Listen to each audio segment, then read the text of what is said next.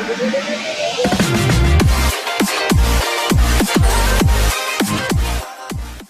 afternoon, ladies and gentlemen. Thank you for joining us today for this earnings call to discuss our results for the fourth quarter ended 31st March 2018, which we announced yesterday. Present with me on the call today, Gopal, Raghu, Jaideep, and Badal. I would like to welcome Komal, who many of you know. She has taken over as the IR head in place of Parag. Let's start with the top themes in India's telecom industry during the year. Financial year 18 has been a decisive year for the industry on multiple counts. The launch of new entrant providing below-cost services has meant a declining industry table. Current telecom spend in India at less than a percentage of nominal GDP is amongst the lowest in the world, which in itself has declined by 30% on a year-on-year basis. Operators with stretched balance sheets found it difficult to survive, and in this quarter witnessed a near closure of the last marginal private operator. With this, the industry is moving effectively to a 3+1 market structure where SIM consolidation is inevitable. For a colossal market of 1.3 billion customers with less than two-thirds unique mobile penetration and an even lower quarter data penetration, this is structurally very positive news for the industry by any global benchmark. While market pricing may not follow a linear path upwards, we continue to believe that ARPUs need to move up in the long run to ensure industry viability. Global shifts in telecom industry are also coming to India. The role of the smartphone for the new customer of today is more than just a connection. It is convergence of connectivity, entertainment, trade, education, and banking. In a mobile-first market like India with massive data offtake, telecom operators are transforming from pure-play mobile to being digital service providers, integrating connectivity and content across various screens. These changes in the industry have necessitated unprecedented network rollouts, which only the larger operators can afford. We do believe that the industry is going through a once-in-a-lifetime transformation, and we are truly well poised to capitalize on this. With our industry-leading position in customers, revenues, best-in-class spectrum footprint, and network assets. Macroeconomic factors turned favorable in Africa during the year. There was a stabilization in prices of crude and commodities. Increased competition has led to in-country consolidation, and we concluded consolidation in two markets, namely Ghana and Rwanda, during the year, which has resulted in a better industry structure. This is a welcome step given the relatively smaller scale of these countries. With this, we are number 1 or number 2 operator in 12 of the 14 markets we operate in, creating a strong foundation for a solid, sustainable business in Africa. Looking into next year, our 5-pronged strategy is, firstly, win the 4G game decisively. This is crucial as India transforms to 4G. We intend to win the 4G game by garnering a disproportionate share of 4G devices and driving upgrades from 2G, 3G to 4G. Each year, 130 million 4G devices are shipped into the country, with upgrades driving bulk of these shipments. With the lowering of price points, a very large proportion of our 2G, 3G customer base will upgrade over the next few years, and this presents a massive opportunity for us to be the primary 4G SIM slot. We are already seeing a very strong traction of 4G upgrades led by smart participation in the device play by working with major handset manufacturers on our platforms across the spectrum.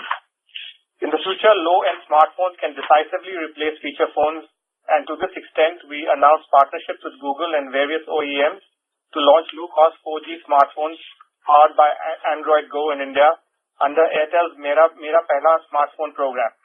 We also entered into partnerships with high-end smartphones like Galaxy S9 and Apple. We have radically simplified our pricing bundles. Prepaid pricing has been simplified to fewer bundle plans. On the postpaid side, we are providing more value through alliances like content partnerships, phone insurance, data rollover benefits, etc. Second is winning with brilliant network experience. High-speed networks have to be the backbone of any operator, and this year was no different in our quest for network transformation. During the year, we deployed a staggering 107,000 mobile broadband base stations. We have launched VoLTE in various cities across 8 circles, with tests underway in many, and we plan to go nationally shortly. With the largest event in Indian sports, we've launched massive MIMO near IPL match venues to enable seamless and world-class viewing experience for our customers. Our investments in fiber and backhaul continue. We are happy to state that as per Ookla, the global leader in speed tests, Airtel continues to be the fastest mobile network in India. This is the third time in a row that Ookla has rated Airtel as India's fastest network. During the quarter, we also began work on identifying use cases around the fifth generation 5G technologies while conducting technology lab test trials. Third pillar of our strategy is to build new revenues. Consumption of video entertainment in India is undergoing tectonic shifts. Content consumption is becoming more personal and individual in nature instead of community group-based consumption. Small screens have become the preferred mode of consumption. Airtel has already solved the network access problem for online content consumption by rolling out pan-India 4G networks that enable seamless video consumption. We are now solving the content fragmentation problem, ease of access and pricing problems for customers in India, which will further unlock the true potential for data consumption.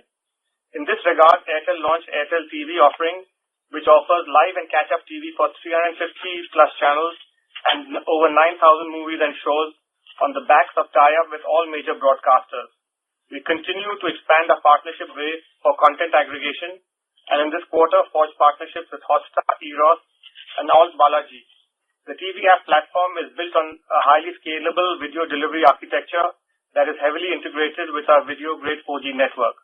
We are happy to say that Airtel TV is one of the most downloaded video OTT apps of 2018. Our music app, Wink Music, is the number one app in the country in terms of music consumption. We believe that with our unique access to customers, distribution, and content platforms, such offerings will continue to differentiate us, while ensuring our customer relationship is deepened and engagement enhanced beyond just being a mobile services provider. The fourth pillar of our plank is our war on waste. For us, cost efficiencies remain a company-wide focus, and during the year, we were able to hold OPEX year-on-year, largely led by our war on waste initiatives. Let me now turn to our Africa operations. Airtel Africa witnesses steady improvement across top and bottom line on the back of the twin engines of data and mobile money, underpinned by strict cost controls. Operating leverage in the model is playing through predictably. On a constant currency basis, quarter 4 versus quarter 4, the GR growth has been 10.7% year-on-year. The net revenue growth has been 13.4% year-on-year. OPEX has declined 5.4% year-on-year, and EBITDA grown by 55% year-on-year. Consequently, EBITDA margins expanded from 25.5% in the last quarter of the previous year to 35.9%, which is more than 1,030 bps improvement. The business has entered into a sustainable positive cash flow era, which gives us confidence that the investment rationale 7 years ago is as valid today. Our strategy in Africa has centered around strengthening our distribution model, enhancing consumer experience via network modernization. We had the highest ever rollout of broadband sites this quarter. We offered U911 of our countries and LTE in 8, with plans for launching in the balance soon. Simplification and optimal bundling of products was also introduced. Looking at new revenue streams via postpaid, enterprise, and home broadband. The expansion of Airtel Money continued throughout the quarter, and our year-on-year throughput is now $5.6 billion per quarter. As you are aware, the board of directors of the Africa holding company Bain have authorized its management to initiate non-binding exploratory discussions with various banks intermediaries to explore the feasibility of listing of its shares on an internationally recognized stock exchange.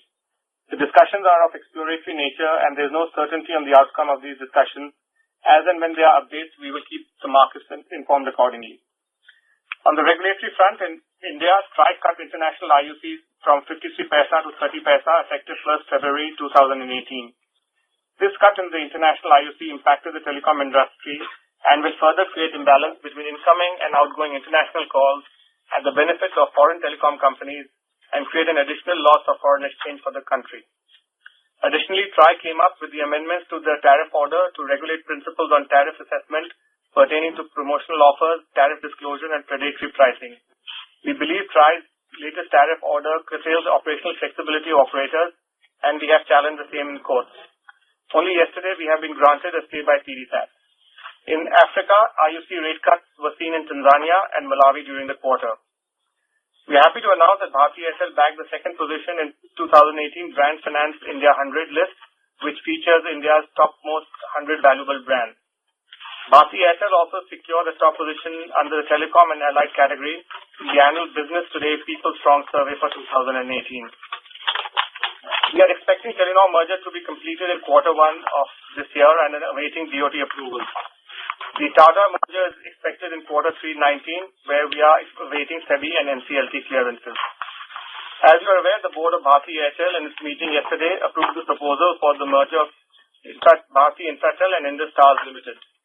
Infratel investor relations teams would be scheduling a call shortly for Q&A relating to this merger, and hence in this call would request you to restrict questions on the Airtel only.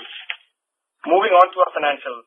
Consolidated revenues for the quarter dropped 10.5% year-on-year due to decline in India mobile revenues and Airtel business.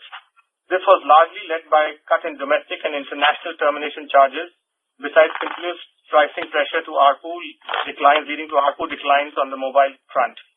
Africa constant currency revenues at $791 million is the highest ever year-on-year growth of 10.7% in the last 15 quarters.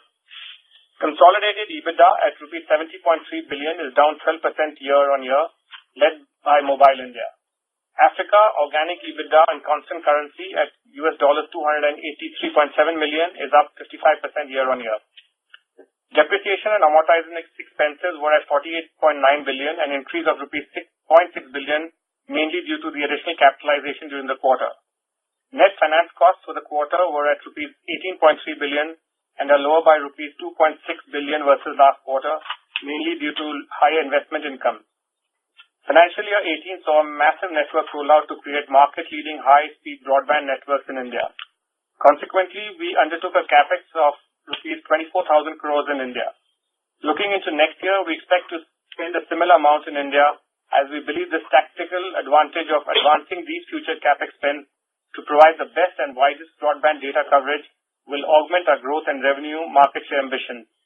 Underpinned by a strong network modernization program, we expect to undertake a capex of about 600 to 700 million in Africa. Overall total capex will continue at the rupees 27 to 28,000 crore mark next year, as we continue to focus on creating market-leading high-speed 4G data networks. To enable our strengthening our balance sheet and focus on debt reduction remain key priorities. Net debt during the quarter was rupees 952 billion and net debt to EBITDA at 3.23. The board of directors have approved issuance of non-convertible debentures up to rupees 10,000 crores on a private placement basis and issuance of FCBs up to a limit of $1 billion in one or more tranches. Any funds if raised from these issuances will be issued for routine treasury activities, including refinancing our existing debt and spectrum liabilities. To sum up, while reduction in international termination charges led to a decline in top line during this quarter, India's telecom industry is fast consolidating and witnessing a huge expansion in data and voice usage with move towards bundled offerings. With our scale and efficiencies backed by a superior spectrum and network footprint, we continue to hold and drive market share leadership. Finally, our focus on strengthening our distribution model and enhancing consumer experience in Africa is leading to profitable top-line growth. I now hand you over to the moderator. Thank you very much, sir. We will now begin the question and answer interactive session for all the participants who are connected to the audio conference service from Airtel. Due to time constraints, we would request if you could limit the number of questions to 2 to enable more participation. Hence, management will take only 2 questions per participant to ensure maximum participation. Participants who wish to ask questions may please press star 1 on their touchtone enabled telephone keypad. On pressing star 1, participants will get a chance to present their questions on a first-in-line basis. To ask a question, participants may please press star 1 now. The first question comes from Mr. Manish Adukia from Goldman Sachs, Mumbai. Mr. Adukia, you may ask your question now. Yes, hi. Good afternoon, and thank you for taking my questions. My first question is just on the underlying trend you're seeing in the India wireless business. Can you just help us understand, excluding the one-off like termination charge cut, etc. in the quarter, what was the underlying sequential growth trend that you saw in 4Q, and what is the current status of ARPU downtrading? Last quarter you mentioned that you're largely done with that. So if you can give an update on that. And a related question on that is just any meaningful impact you're seeing due to JioPhone uptake and what are the key measures you're taking to protect this revenue stream for yourself?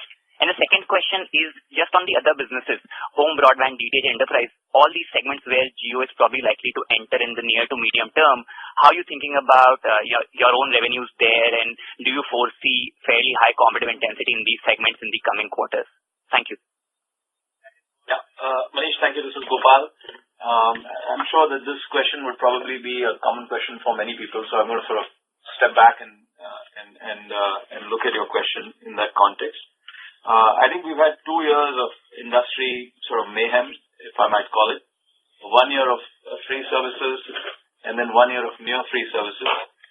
There have obviously been several regulatory hits, the interconnect costs going down on the domestic front and more recently on the ILD front. Within this context, I would say, we've obviously seen revenue erosion over the quarters, but when you step back and look at it, I think we've held well. We've held well in terms of market share, we've held well in terms of cash, and we've held well in terms of margin. We've also dramatically stepped up CapEx. So last year was about 16,000 odd crores of CapEx. The year before last year, which has just ended on March 31st, was almost 23,500 crores. And this coming year will be another big year of CapEx. And we're seeing massive growth in data, massive growth in voice. For us, I think the most important metric to track in this period of heightened competitive intensity is, are we getting more customers, and primarily data customers on 4G, and are we growing our consumption? Those are the 2 metrics that we track really closely. On both those metrics, I think we're making good progress. This quarter, we added almost 16 million mobile broadband customers. Data growth continues to be strong. Voice growth is also strong. And that's because of the move towards bundles and the natural move towards the primary slot once the customer has a bundle. We believe these are the 2 metrics to track very importantly, simply because as industry repairs, value creation will be high. And the good news is that we are in a 3-player market, 1.3 billion customers, 3 operators that are serving them. We think that we are very well positioned in this context to actually create value and win. In the short term, yes, there are headwinds. ARPU has eroded. But like I said, last quarter, the worst is behind us in terms of revenue erosion, and you're seeing those early trends in Q4 as well. But that said, competitive intensity continues to be strong. As regards home broadband and DTH, yes, we do expect an entry probably sometime this year or maybe next year. The fact is that we have seen competitive intensity in every segment. We've seen this over years. We do believe that we're ready for it. ARPUs may compress, but these are things that I don't wish to speculate right now. I think the important thing is, are we getting more customers? Are we upgrading our networks, getting high-speed broadband? Are we improving our content offerings? Those are the things that we think are most important right now in order to serve our customers so that we deal with any competitive eventuality.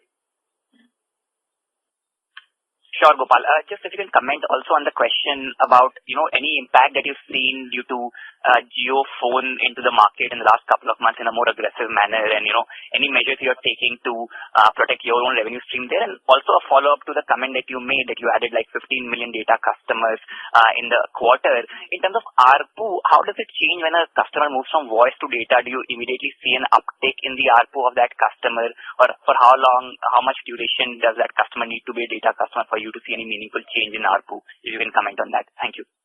I think I'm not going to comment on any competitor, but the new phone that's been launched, has been there in the market for perhaps a few quarters now. It has a small share of the total feature phone market. Feature phones continue to be strong. Feature phones continue to see shipments. We have not seen any significant pressure in our overall net adds, and that's really the key metric to track, because in that overall net adds number, you have both feature phones and smartphones. When it comes to growth on 4G, I think the way to see it is what happens when a customer upgrades from 2G to 4G.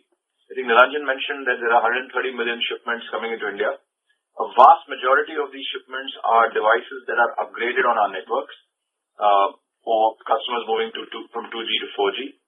We see almost a doubling of ARPU when that happens, when people move from 2G to 4G. And I think that's the big opportunity. So, 4G is a very, very critical game for us to win. Thank you so much and all the best. Thank you very much, Mr. Adukia. The next question comes from Mr. Kunal Vora from BNP Paribas, Mumbai. Mr. Vora, you may ask your question now. Yeah, thanks for the opportunity. My question is on data capacity. You've seen a explosion of data volumes, almost 7x over the last 1 year.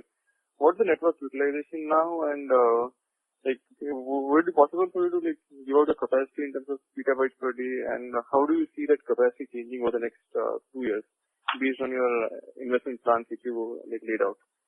And second question is, can you share your spectrum requirements from here?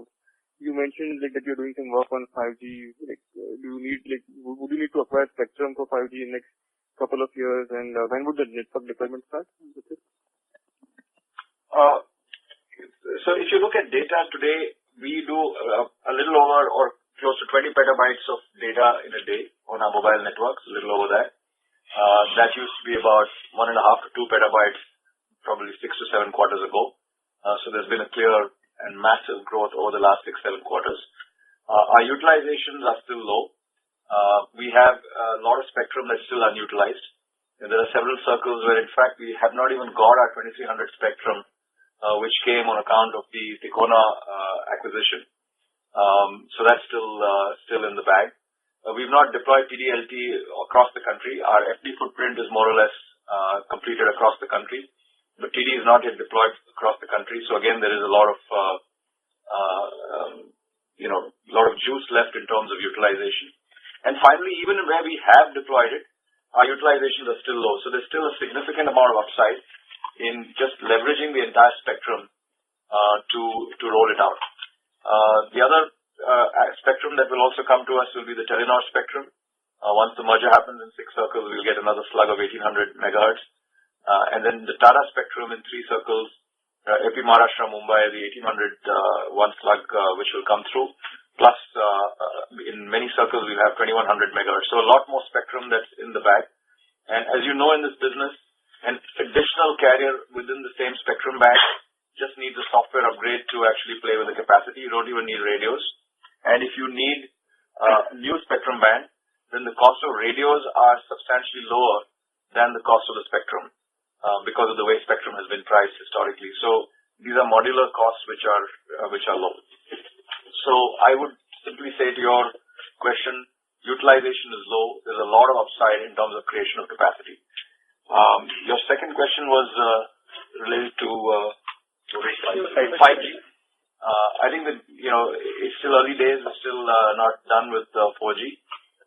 I think world over, we're seeing, in India, perhaps you'll see 3.5 gigahertz coming into the spectrum auction at some stage.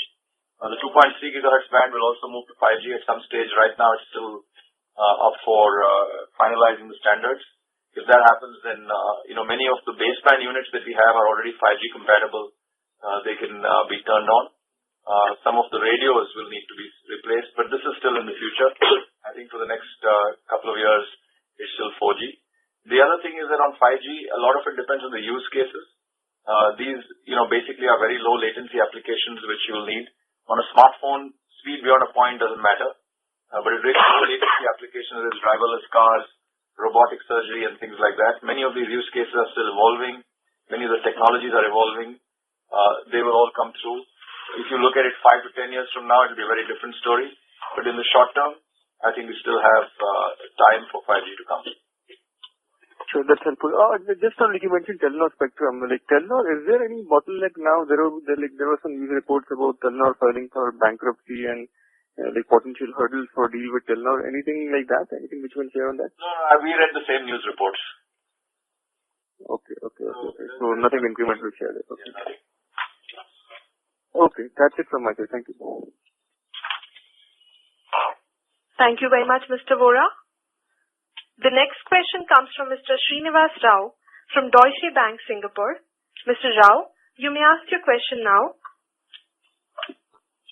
Yeah, hi. Thank you very much. A couple of questions. First, on Africa, Raghu, if you can throw some light, structurally there was a talk about some deal in Kenya which would change the landscape. If you can give your thoughts on that, that will be helpful. On a related note, Africa PAT has gone up quite significantly this quarter. It seems like the interest cost or the finance costs have come down quite dramatically. So just if you can help us with that, that will be helpful.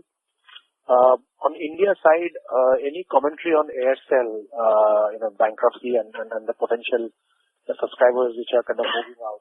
What's been your experience in trying to attract them?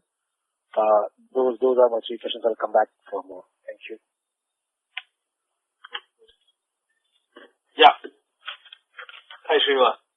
Firstly, the way we've looked at Africa is there are a couple of countries where we are not a leader or close number two. And these were countries that we said we will try and see structurally make some corrections. Ghana was one. Rwanda is one where we picked up. Ghana is where we did the merger. Now, the other countries, there are always discussions, but at this stage, there is nothing that we can discuss or it's all speculative at this stage. And as and when anything happens, we will surely let you know. On the financial part, costs and why the PAT has gone up, I'll just request Jaideep to... Okay, Srinivas, on interest on borrowing, it has come down by, on a year-on-year basis, it has come down by about $14 million. Major reason was we have a tax case settlement tax assessment settlement in Nigeria, which has resulted into interest not charged on the VAT. And we created that provision earlier, so that has been reversed after the assessment is done. That's about $12 to $30 million. That's the reason why interest is showing a lower figure. So, Srinivas, on the Airtel part, after they filed for bankruptcy in NCLT, their operations have come to a stop. Their networks have shut down more or less.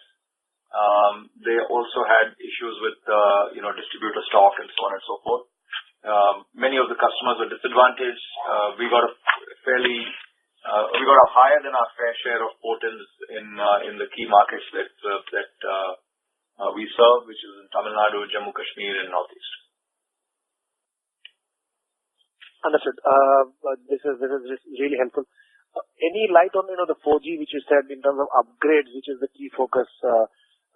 Any more color on what you are trying to achieve there? I know there have been some handset plans where you kind of essentially encourage a 4G handset via discounts on spending.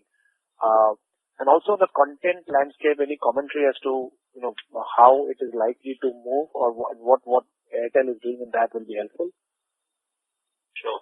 On the upgrades, we've launched a program in the last few weeks called Project Jump, which is basically upgrade my mobile.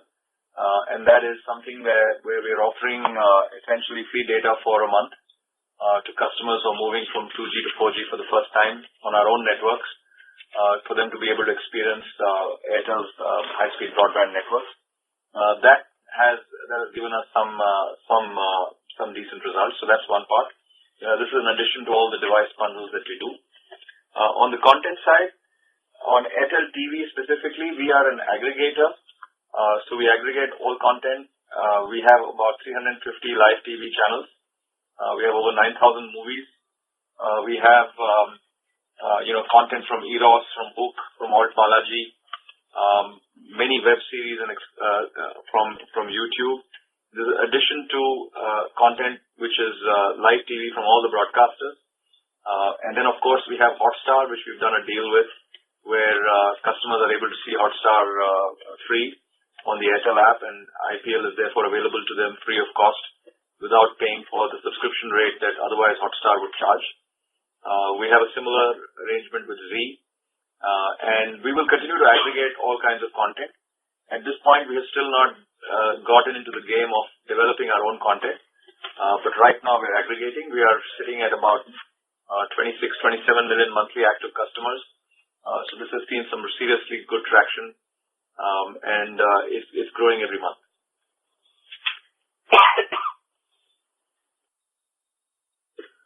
Should we take the next question, sir? Yes, please. Thank you very much, Mr. Rao. The next question comes from Mr. Sachin Salgaonkar from Bank of America, Mumbai. Mr. Salgaonkar, you may ask your question now. Hi, thank you for the opportunity. I have two questions. One is to Gopal. This is, with regards to your earlier comments. Clearly, I do see your focus in terms of getting after broadband subscribers and, gaining traction in 4G. But when we look at the incremental subscribers market share, it's still disproportionately in favor of Jio. Anything you guys are trying to do in terms of, gaining that further incremental market share? That's question number one. Question number two is to Nilanjan. So Nilanjan, last year was a great year in terms of overall cost control. And, we could see that into numbers despite revenues not coming down. I just wanted to understand how much of the levers are still left. Can you talk about some of the rooms where you have still room for further cost control? And of course, the related question is with the way diesel prices are going off, how do you see this entire network of fixed cost control? Yeah, Badal will talk about what we're doing in cost control for India, and then we'll take Africa as well. Right. I think we have had Sachin, we have had a fantastic year as far as overall cost control is concerned. Clearly, our war on waste program, which was initiated almost 4 years back, which constitutes both short-term and long-term projects, is yielding results. We have a healthy pipeline of projects which we undertake across all lines of expenses, just not network. And I think we are fairly confident that next year we'll have another stupendous year as far as cost control is concerned.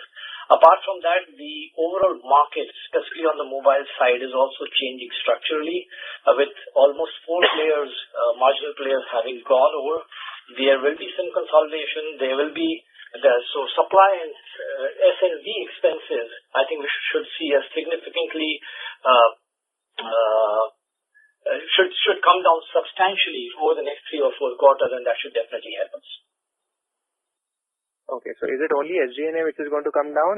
Any other room? Sachin, I called out SG&A because that's almost evident. We all can make out that's a structural change which the country is going through, especially in the mobile segment.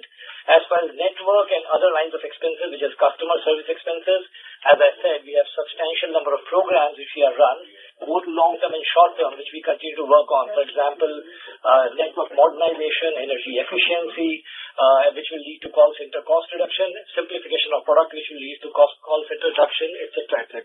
So it's a combination of all. Okay. And Badal, on a really big picture basis, at some point in future when you guys consolidate Telenor and Tata, should that artificially dip up margins, or we should not see that dip in the margins? No, you should not see a dip in the margin. We should be able to hold our margin, and over a period of time, we should be able to kind of expand it. Got it. Yeah, Sachin, on your other question on customers, I think our focus is, like I mentioned, is to really firstly focus on 4G, where you have a much better quality of customer base, higher ARPU. Equally, we want to drive a superior network experience, and therefore massive investments and focus on network quality to actually be able to do that. That's really what our obsession is, and that should hopefully translate in a consolidating market into more market share. And got it. Okay. Thank you very much, Mr. Salgaonkar. The next question comes from Mr. Vinay Jaising from Enam Asset Management, Mumbai. Mr. Jaising, you may ask your question now. Thank you so much for the opportunity. I have 2 questions, one on bundle plans and a small one on the impact of Airtel and Arcom. Firstly, on the bundle plans, the question is this good or bad for us? At one end, as we're increasing traffic, both sides, in terms of bundle plans, we can't see revenue growth if everybody moves to that. And at the other end, what we're seeing is the capex needs are increasing, if voice keeps on increasing in terms of volumes. The costs too are going up because at the end of the day, the termination revenues, which you will pay somebody else, or the access costs are moving up. So if you don't see revenues move up and if you see costs go up, your EBITDA margins as in this quarter, part of it starts keeping on eroding till you get pricing power. So that's my first question. The second question is there any one-off impact on Airtel and Arcom shutting shop and, on account of which any terminating revenues you were to get from them, if there's some one-off in this quarter, it'd be great to know that. Thank you so much. Okay. Let me take the first question, which is on the bundles, and maybe I'll hand it to Badal. I think it's a paradoxical question that you're asking. Ultimately, customers demand it, and if customers are moving to it, then it's good. The only problem with bundles today is that the pricing of these bundles, given the value that is being thrown in, is at an artificially low level. These bundles should have been priced at a higher level than where they are today. That's the only problem. Because they are priced at such a low level with an ARPU that is capped, and because it is unleashing greater consumption, yes, it does put pressure on network capacities and network investments. But if it did not operate in this and did not play here, then fundamentally you're losing the primary slot and you're losing the customer. So there's nothing to fight for in the future. So I would say that this pain that we're going through in terms of the financial anomaly between revenue OPEX and CAPEX is something that we are going through because it's a fight for the industry structure of the future. And the fact is that it's a three-player market. In a three-player market with three reasonably large operators, it's a fantastic position to be in because you're serving 1.3 billion customers, and therefore that's the place at which when the repair happens, you will see significant value being created. So I would say you have to go through this, because if you don't do it, then when you come out of this situation at the other side, you come out weaker if you don't have customers. As regards the second part on Aircel and Arcom, there's no significant number to report in terms of the one-off nature of the revenue that you're talking about. Sure. So just moving back to the first part of the question, just a small probe if I can. So what this means is, technically, till we don't see pricing power come in, any kind of elasticity in volumes, both in data and voice, is not going to lead to revenue growth. Unless subscribers obviously come in, so subscribers into the incremental revenue ARPU they're getting will be a revenue growth driver. Is that a fair comment to make? I think we always said that the current levels of ARPU are unsustainable. I think Nilanjan made that comment in the opening, and that is simply because of the nature of the price plans that are on offer. But having said that, the erosion that we've seen in the last 4 to 5 quarters, 2 years, like I said, 1 year of free services, 1 year of near free services, 8 quarters of erosion. You do the math, you look at the numbers, you look at this closely as well, and you will see, Vinay, that there is some flattening out in terms of revenue erosion, which we talked about last quarter as well. It's also, this quarter has been masked by some regulatory hits and so on and so forth. So the point is that if your question is there going to be very significant growth without pricing and ARPU lift? No. The answer to that is no. But what are we fighting for? Like I said, I think the real game here is to get more customers and the right consumption. And if that means more CAPEX, then in the short term, we're prepared to put in that CAPEX and, fight in this marketplace in order to gain market share. That's really what our objective is. Sure. This is very clear. The only reason I asked this was, I'm seeing EBIT losses after long, or probably the first time at India mobility levels. So that was worrying me a bit. But thank you very much. Thank you very much, Mr. Jaising. The next question comes from Ms. Sharon Chen from MetLife, Hong Kong. Ms. Chen, you may ask your question now. Hi, thanks for hosting this call. I missed the initial section. If I'm not mistaken, you did mention that debt reduction is one of your priority. Can you talk through, some of your plans in terms of debt reduction? And I know that we're not supposed to mention Infratel, but do you have intentions to sell your further stakes in the combined entity? Thank you. Yeah. So if I just focus on what we're doing from the inorganic, we have, as you know, have announced the DTH in the last quarter. We hope that transaction can get consummated during the current quarter. We have also announced initially what I said in the beginning of the call, a potential listing of Africa. It is very preliminary, but that's something which we can look at. The third thing, of course, is the Indus Infratel. While the board as of now has said we will complete the merger, you have seen that there is a additive on that to say that any exploratory talks with any strategic investor will happen post. So at this stage, like I said, our options are open, but for Indus Infratel for now, I think the focus is to get the merger done. There are these hurdles, regulatory hurdles to clear, and we hope we can have that completed because we believe that the value accretion to the combined entity is going to be very substantive versus just a standalone Infratel, which was the rationale for the deal. Okay, thank you. Thank you very much, Ms. Chen. The next question comes from Mr. G.V. Giri from IIFL Mumbai. Mr. Giri, you may ask your question now. Thank you. Question for Gopal. Number one, what's your outlook on Airtel TV? How are you going to develop it? Your number of HD channels seems to be very few compared to that of some of your competitors. Does that matter? Is your bandwidth a constraint? How do you see that moving along? Number two, on the online recharge mentioned by Badal, my question is, how do you see this current distribution network reshape over the next couple of years? Because a lot more revenue moves from offline to online. What happens to the dealers and how do you get customers after that and what happens to churn? And thirdly, on VoLTE, you've launched in many markets in the last few months. And are you doing any work with handset manufacturers to smoothen the experience on VoLTE particularly? So, Giri, thank you. On offline to offline movement, there has been, obviously significant movement from offline to offline, and this will only grow.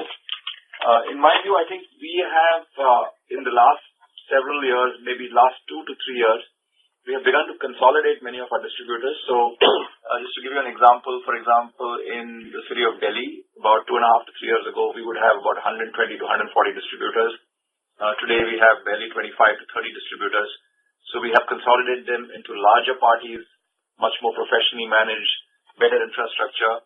And this process will only continue as that shift happens. So we will keep a close watch on it in order to make sure that we are viable.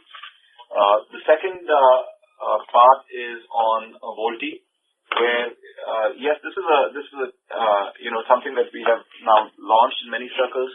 We're carrying a small amount of traffic on VoLTE. The challenge with VoLTE is that you have to have the devices certified. A significant part of devices have already got certified on our network. Most brands, new devices coming in are now certified on our network and have the same specifications of our VoLTE profile. Once they have the device, then you need the USIM on that or the data SIM, the 4G SIM in that device. There again, we have now got more than 90% of our customers with a 4G SIM. And then, of course, you need it to be provisioned, and then your networks need to be optimized. So think of this as a funnel: device to USIM to software provision to network optimization. And there is a follow-up in each stage, and we're tracking this follow-up in order to make sure that we get more and more VoLTE traffic and smoothen the experience. In the case of HD, our DTH is, we have about 75 channels, and on Airtel TV we have 41 odd channels. There are 350 odd channels totally. We are bolstering these as we speak, and we will be very competitive as far as Airtel TV is concerned. There are no capacity constraints really that limit this. Just a quick follow-up on this online recharge, Gopal. My question was, how do you see the retail network that you've made use of over the years changing, and how do you see customer acquisitions happening and churn?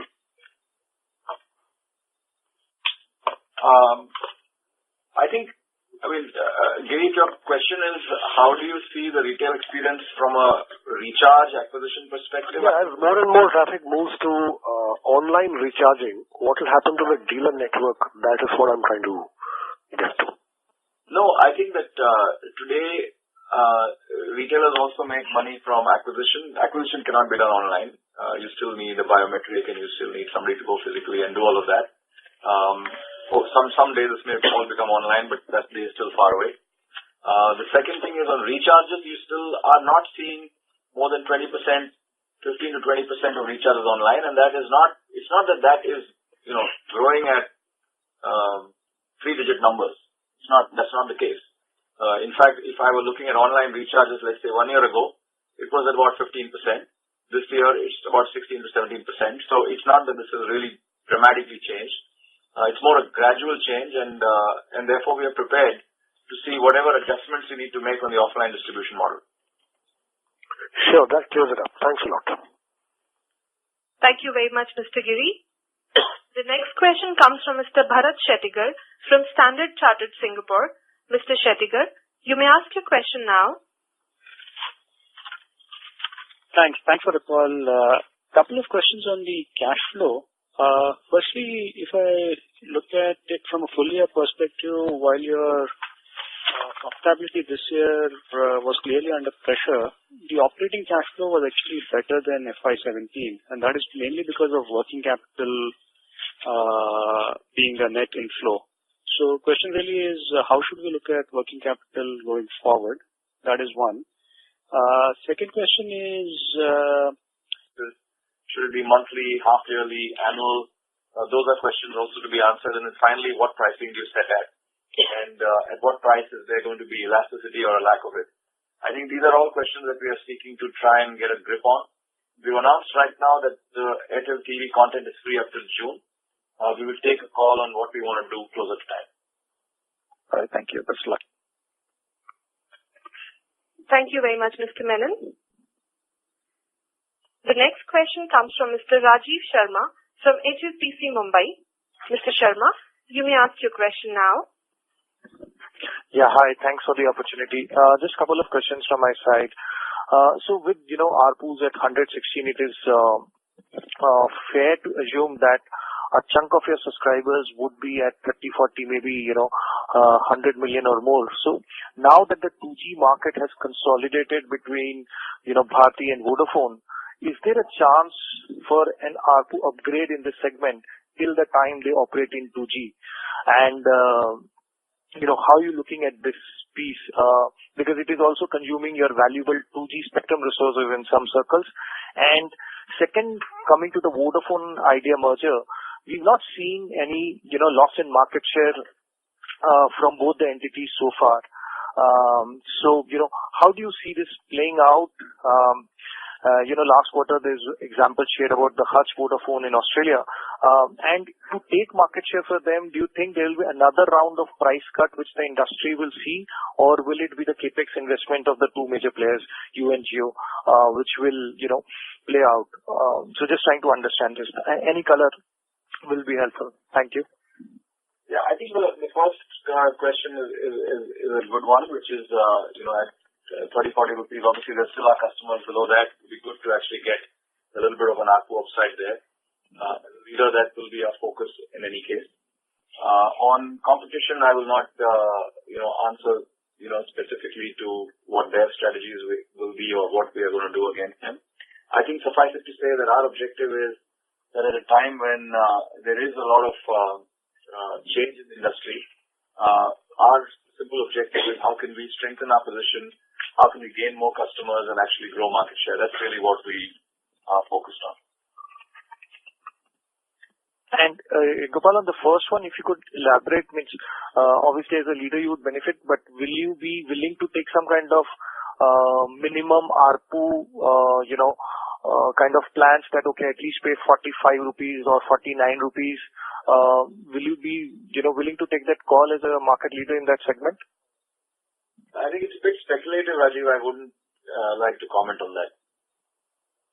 Okay. And lastly, on your EBITDA margins, which are around 28.5, how should we look at FY19? Assuming, pricing more or less remains in the -5-10% kind of thing range. So how should one look at 30%, 32%, 29%? What should be our, assumptions there be? So now you're looking for guidance from us, which we don't give, Rajiv. But I'll just tell you that, we are obviously, like I said, on pricing level, we're at a pretty low level. ARPUs are low. Currently, in fact, our ARPUs are about 70 rupees lower than what it was 2 years ago. 70 or 80 rupees lower than what it was 2 years ago. And if you look at that 70 rupees for an industry, that 70 rupees is about 80,000 crores. So it's a lot of ARPU that we have eroded as an industry over the last 2 years. Having said that, I think, while ARPUs are unsustainably low, I think our focus is really how do you actually pick up more customers right now as ARPUs lift in the future. But we would not give you guidance on what the margin will be. I will just say that there are cost headwinds that we're confronted with. Diesel rates are up. We've got massive deployments that we've done. Also, there's some tower consolidations that are happening, and therefore that reduces tenancies. All of these are headwinds. And Badal spoke about it already. We have a full program on modern waste through combination of re-engineering our processes, making sure that we get procurement savings, and trying to do everything we can to deal with those headwinds in order to keep costs under check. Okay, that's helpful. Thanks a lot. Thank you very much, Mr. Sharma. The last question comes from Mr. Sunil Tirumalai from Credit Suisse, Mumbai. Mr. Tirumalai, you may ask your question now. Thank you very much. I got cut off earlier. Sorry for that. I have a couple of questions. Gopal, in the last quarter call, you can explain to us the ARPU trajectory where the competitors most popular plan should give about 130 rupees of ARPU, whereas your ARPU blended was about 123, and hence there should be expectation of a downtrend, and that's what happened this quarter. So I just wanted to clarify an earlier comment that was made. I mean, can we be confident that that phase is behind of further ARPU compression?